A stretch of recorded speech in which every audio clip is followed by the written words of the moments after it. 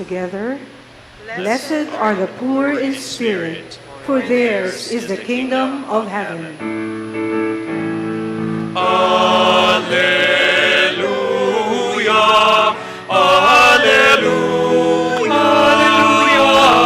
alleluia, alleluia.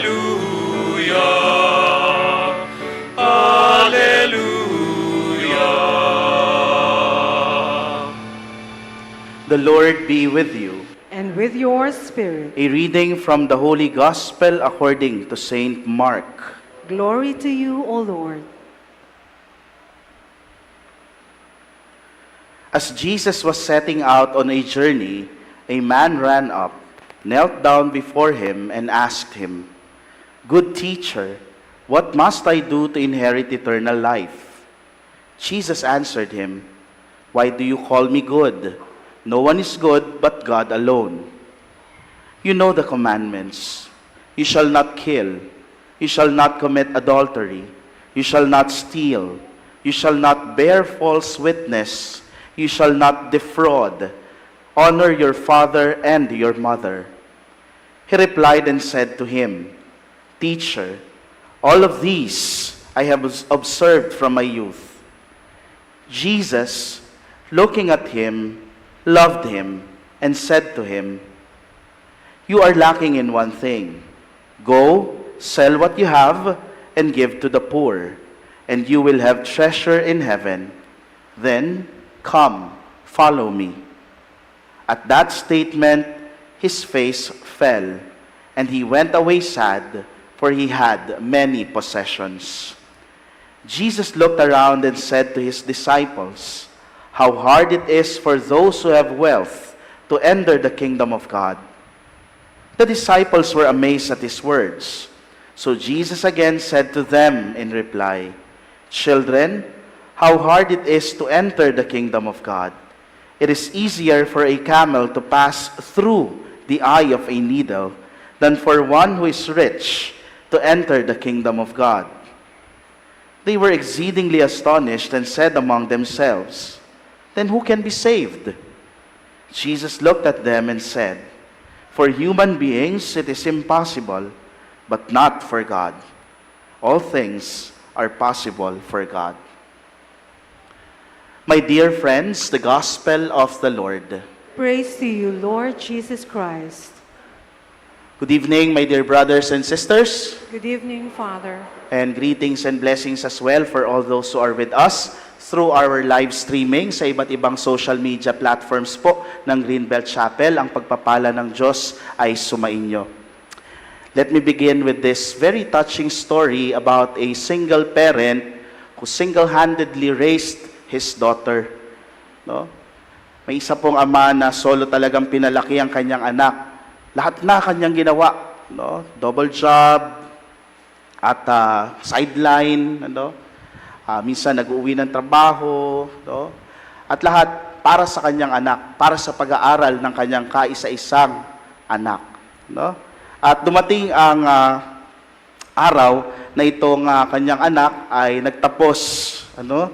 At umuwi itong kanyang anak sa bahay, no? Dala-dala yung kanyang medalya, no? A proof of her hard work, no? And her cooperation with the sacrifices of her father.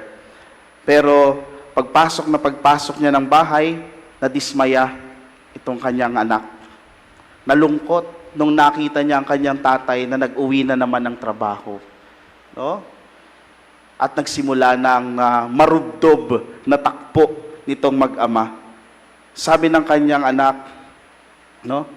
Sabi niya, "Tay, trabaho na naman." No? So nabigla ang ama nung narinig niya itong kanyang anak. "Anak, anong problema? Matagal ko naman ng ginagawa, hindi ba? Lahat naman ng ito para sa iyo." Nagigilid na ang luha ng mag-ama. Ano? At sabi ng anak, no? "Tay, tapos na eh. No, ito na. Baka pwede naman po na hindi na." No? Siguro naaawa na yung anak sa kanyang ama na sobra kung magpagal, sobrang mapagod. Ano? Pero sabi ng tatay, lahat ng ito ginagawa ko para mabigay sa iyo yung mga pangangailangan mo. Sabi naman ng anak, Tay, wala naman pong problema eh. Mabuti kayong ama, pero hindi lahat palaging pera ang sagot. Hindi lahat ng mga problema natin sa buhay ay pera ang magiging sagot. So naguguluhang sagot ng ama sa kanya, Nak, ano bang problema? Nag-uwi ka na naman ng trabaho, Tay. O anong problema? Sabi gano'n ng anak, Tay, baka nakakalimutan nyo. Embalsamador kayo. Saan kaya nilalagay yung work from home kasi? Ganito siguro po yung tagpo sa ating ebanghelyo. It's similar with our gospel for today. Nang minsang magtanong ang isang mayamang lalaki, the rich young man, asked Jesus, how could he enter into the kingdom of God? Paano nga ba makakamit ang buhay na walang hanggan? At alam niya sa sarili niya that he already followed from childhood until the present time, na kanyang sinusunod yung mga commandments, ang mga utos ng Diyos. But one thing very special Jesus did in this gospel pericope is that he looked at the rich young man, he loved him, yun ang sabi sa ating ebanghelyo, and said to him. Sa Tagalog ang translation maganda, magiliw niyang tinignan ang binata. Di ba po pag sa Tagalog, pag sinabing may magiliw o ginigiliw kita, there is something very special about that look. May pagmamahal niyang tinignan, at sabi ni Jesus, there's only one thing that you're lacking.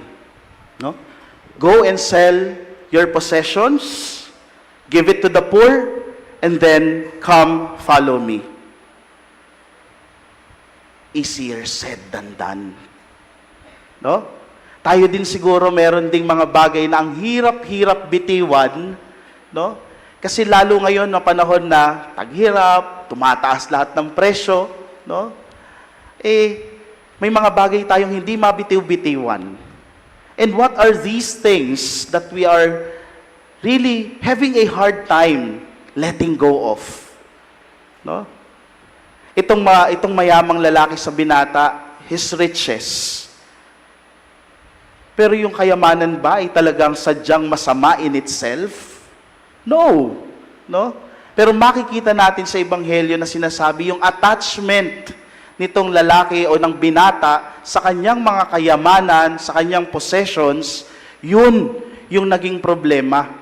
Hindi naman talaga yung kayamanan, pero yung attachment niya doon sa kanyang mga pagmamay-ari. Hindi pagiging mayaman ang dahilan kung bakit hindi magkamit ng buhay na walang hanggan ang binatang ito. Sa kabila ng kanyang pagsunod sa Diyos at sa pagiging mabuti, kundi dahil hindi niya kayang isuko, hindi niya kayang bitiwan ang kanyang yaman na kanyang pinangahawakan. Other readings for today would help us to let go of the things that gives us false securities. Sa ating unang pagbasa mula sa aklat ng karunungan, tayo ay tinutulungan na mag-let go para sa isang mas mahalagang bagay. And that is the wisdom of God. Yung karunungan ng Diyos. Pag sumaatin ang karunungan ng Diyos, everything will fall into its proper place. Kung kaya nating bitiwan para sa isang mas mahalagang bagay, sa isang mas makalangit na bagay, ang mga bagay na meron tayo sa mundo, alam natin na hindi tayo pababayaan ng Diyos. Higit pa sa anong kayamanan kung makamit natin itong karunungan ng Diyos. Sa panahon po natin ngayon, kadalasan katulad tayo, nung unang kwento ko kanina, sa Ama, nagpapakabuti naman tayo, ginagampanan natin na maayos yung mga roles natin sa buhay, yung mga tungkulin, tama naman yung ikinikilos at isinasabuhay natin. Ngunit, meron at meron pa rin tayong ayaw bitiwan na pinanghahawakan natin sa buhay. Siguro unang-una na yung mga prinsipyo na kinalakhan na natin na kahit na hindi naman na naaangkop o nababagay sa panahon, pilit pa rin nating pinangahawakan.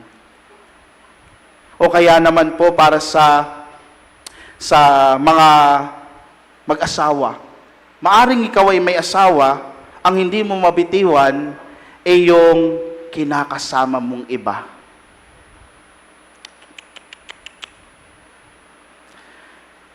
Ikaw na nagnais na maglingkod sa bayan, no? Public servant, no?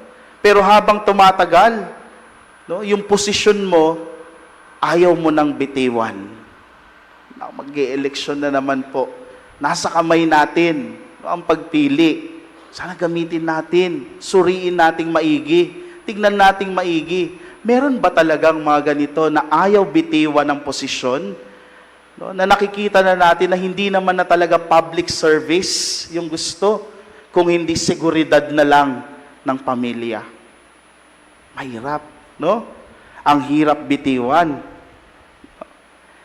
Hindi napansin ng mayamang binata o ng lalaki sa ating ebanghelyo yung magiliw na pagtitig ni Jesus. He did not notice how Jesus looked at him with love. Yung pagtingin ni Jesus sa kanya is a sign already, no? Uy, bitiwan mo na. I will not, no?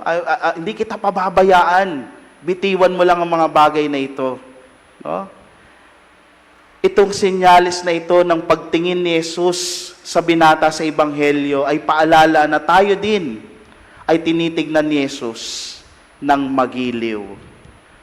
And telling us to let go of these things that gives us false securities in life. Because there is something greater than what you are holding on right now.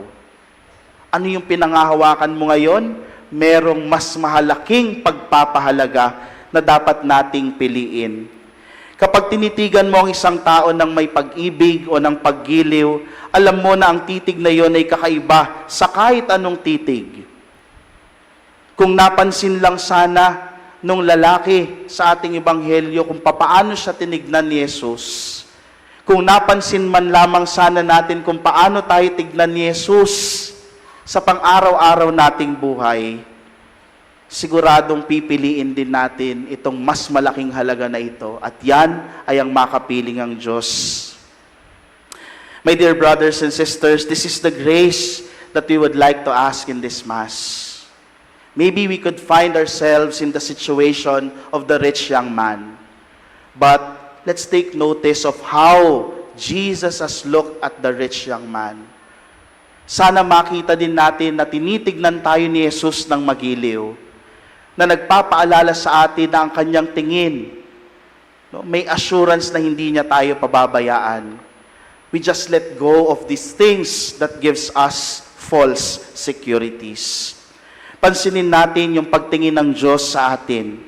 Sapat na yon para mapanatag tayo at bumitaw sa mga bagay na pinangahawakan mo. Kasi nakakalungkot in the end kapag pinanghawakan mo ang mga bagay na ito, baka ito pa ang maglayo sa iyo sa Diyos.